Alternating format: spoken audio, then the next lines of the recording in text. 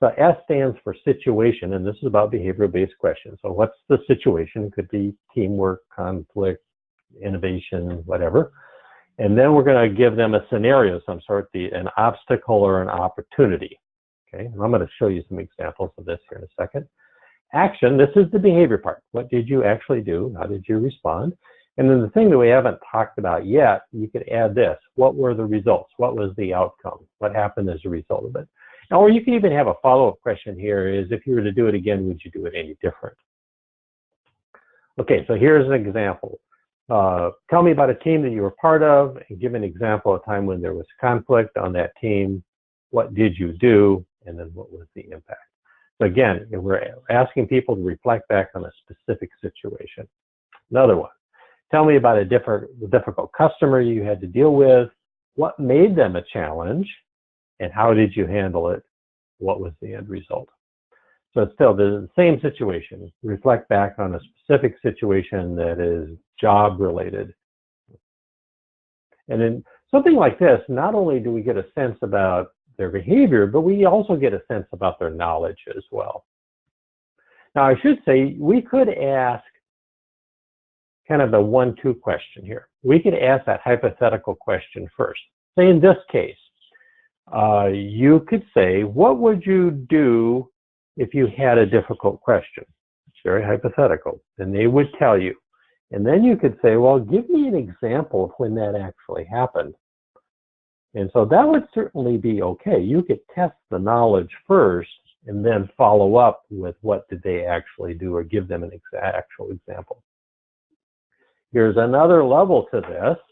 These are behaviorally anchored questions. So far, we ask great questions, but we use some subjective level to determine whether their answer was any good or not. With behavioral-based or anchored questions, we determine in advance what kinds of answers we might receive and which would be acceptable, excellent, or unacceptable kinds of questions. So in this case, we're talking about collaboration, but we thought ahead of time what kinds of answers we might receive, and then we actually have a scoring tool here then. Which I would suggest that doing this for every question, for every job you fill, you will find that it's a big job. What you might do is, say you have a dozen questions, or maybe less than that, you want to ask everybody, regardless of the job they have, because you have these core set of values that are important in your company.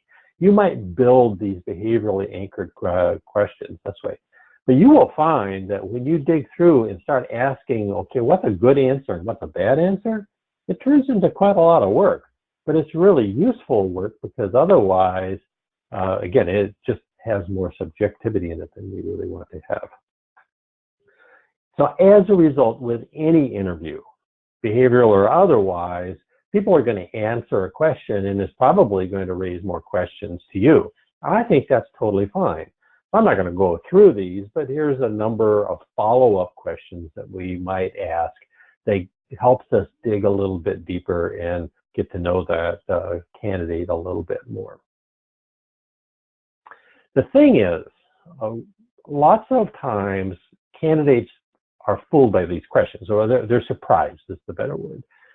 They're not expecting them because they're somewhat out of the ordinary. So you need to listen really carefully for a couple things. One, if they use the pronoun we, what we did was, well, that's okay, but you need to follow up and say, okay, but what did you do? What was your role? Because what we want to do is separate maybe what their supervisor did or other people, other teammates did versus what they did and what their responsibility was. The other thing is that they can turn your perfect behavior-based question into a hypothetical question. And they say, well, what I would do is, you might put the brakes on and say, no, think back. Can you give me an example of an actual time when this happened? And it oftentimes will throw people off, and it may take them a while to think it through. So you might need to give them the space to think.